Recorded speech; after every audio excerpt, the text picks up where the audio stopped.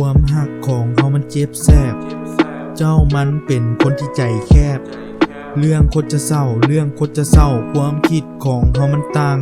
ความหักของเฮาก็เลยจืดจางอ้างว่างเลือนลังบ่มีผู้ใดเข้าข้างหมดกันแล้วความหักที่เฮาสมสร้างสมองมันเบ่อคิดฮอดตลอดเวลาที่เฮาเคยนั่งดูกันซาหมดกันแล้วความหักที่เฮาศรัทธาค่อยก็เลยตัดใจยังถอยหลังกลับมาค่อยอุตส่าห์หักและจริงจังในที่สุดมันก็กลับพังย้อนกับความหลังที่รอยยิ้มที่เจ้ายิ้มให้มันฝังใจอยู่ภายในบ่กล้าว่าออกไปที่ผ่านมาเฮาผิดกันเจ้าบ่เคยผิดและค่อยบ่เคยถูกน้ำใส่กันล้นออกจากเบ้าตา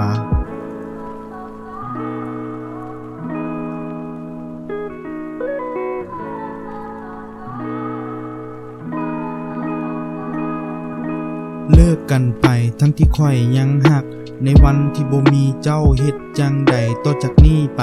ต้องโดดเดียวได้บ่มีอีกแล้วมิสคอลที่เจ้าโทรนำคิดถึงเจ้าเหลือเกินก็ถือว่าโชคดีที่ใช้ชีวิตร่วมกับเจ้าอย่าโศกอย่าเศร้าคงจะดีแล้วที่ผ่านมาค่อยเฮ็ดให้เจ้านักใจความหักครั้งนี้ได้เฮียนฮู้กันและค่อยบ่มีวันจะลืมเจ้า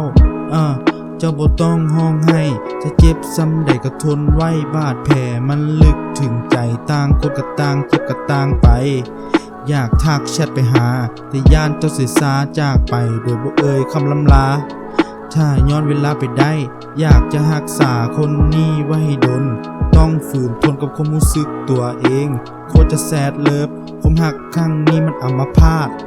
ความหักของเฮาบ่มีวันจะตัดขาดอยากกอดเจ้าไว้ให้ดนอยากกอดเจ้าไว้ให้แน่น